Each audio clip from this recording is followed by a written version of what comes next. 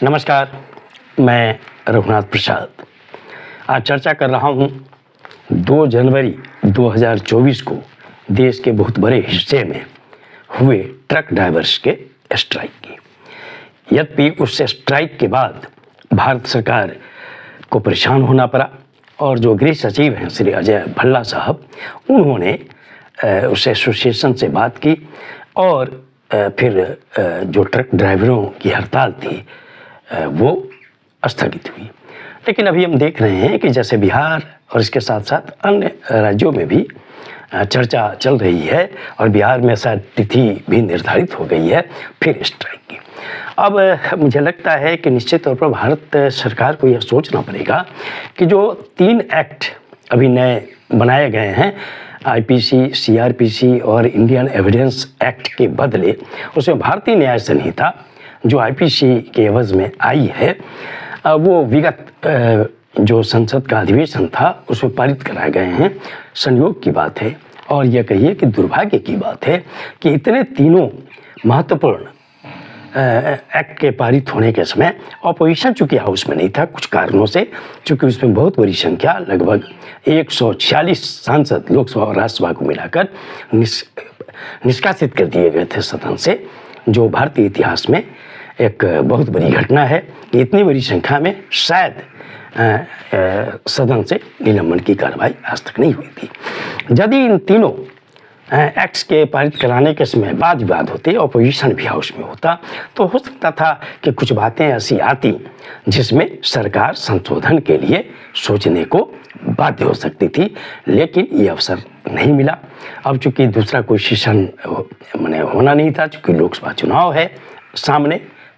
3 महीने रह गए हैं चुनाव के मोटा मोटी, तो वैसी परिस्थिति में यह भारत सरकार को सोचना होगा कि आखिर एक जो सेक्शन है 104, इसको लेकर जब ये परेशानी हुई है तो हो सकता है और भी कुछ सेक्शंस ऐसे हों जिसमें गहन विमर्श की ज़रूरत हो सकती थी। अगर सदन में वाद विवाद हुआ होता, बहस मुहावजा हुआ होता, तो विपक्ष की ओर से भी कंस्ट्रक्टिव सजेशंस मिल सकते थे और आज ये नौबत नहीं आती। सवाल है कि जिस सेक्शन को के प्रोविजंस को लेकर इतनी बड़ी समस्या है, ये सिर्फ ट्रक ड्राइवर का सवाल नहीं है। चाहे वो बस ड्राइवर हों, वो पिकअप वैन के ड्राइवर हों, चाहे वो कार के ड्राइवर हों, वो बाइक के ड्राइवर हों, स्कूटी के ड्राइवर हों, और यह नहीं है कि सिर्फ ड्राइवर का मतलब जो ड्राइव करता हो, और ड्राइव करने वाला कौन हो सकता है? कोई भी इंडिविजुअल हो सकता है। यहाँ तो बड़े बड़े पदाधिकारी भी स्वयं ड्राइव करते हैं, बहुत एम्प्लॉयज़ हैं जो स्वयं गाड़ियाँ ड्राइव करते हैं। सामान आजकल के समय में तो गृहिणियाँ जो हैं या जो महिलाएं ऑफिस में काम करती हैं वो भी ड्राइव करती हैं। तो ये जो ड्राइविंग का मामला इतना तूल पकड़ा है, तो यह देखना होगा, भारत सरकार को यह सोचना होगा कि पिछले प्रावधान क्या थे और क्या कारण है कि इस बार इतना उबाल आया। मैंने जो सर्च किया तो उसमें जो भारतीय न्याय संहिता की धारा 104 है, इसमें 2 क्लॉज हैं। उनमें पहला एक क्लॉज है कि एक व्यक्ति जो किसी अन्य व्यक्ति की मृत्यु का कारण बनता है,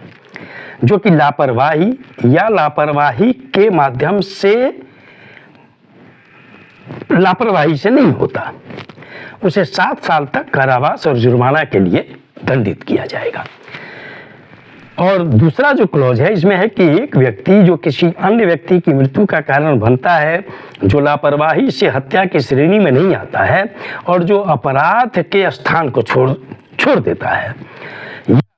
पुलिस अधिकारी या न्यायाधीश को घटना की रिपोर्ट करने में विफल रहता है, ऐसा होने के बाद कारावास के साथ दंडित किया जाएगा और किसी भी प्रकार की सजा 10 साल तक की हो सकती है और जुर्माना भी हो सकता है। मुझे लगता है कि ये 7 वर्ष और 10 वर्ष की जो कैद की बात आई है मैक्सिमम, इसको लेकर ही उबाल है। और ज़्यादातर ड्राइवर चूँकि जो मान लीजिए कि स्वयं अपने ड्राइव करते हैं, चाहे वो सामान्य व्यक्ति हों, किसान हों, मजदूर हों, पदाधिकारी हों, कर्मचारी हों, सरकारी हों, प्राइवेट हों, उनको अगर एक तरफ रखिए, लेकिन दूसरी ओर जो ट्रक ड्राइव करने का काम करते हैं, बस ड्राइव करने का काम करते हैं, जो कैब ड्राइव करते हैं, वे लोग तो ज़्यादातर या तो गरीब परिवार के होते हैं या मध्यम श्रेणी परिवार के होते हैं। तो चिंता स्वाभाविक है और यह बात भी सच्चाई है कि जहाँ एक्सीडेंट होता है वहाँ पर से अगर वो भागेगा नहीं तो वहाँ पर जान जा सकती है उसकी। ऐसा कई घटनाओं में देखा गया है। हाँ, ये है कि उनको गाड़ी भगाकर या स्वयं भागकर निकटवर्ती थाना में सूचना देनी चाहिए या कोर्ट में सूचना देनी चाहिए।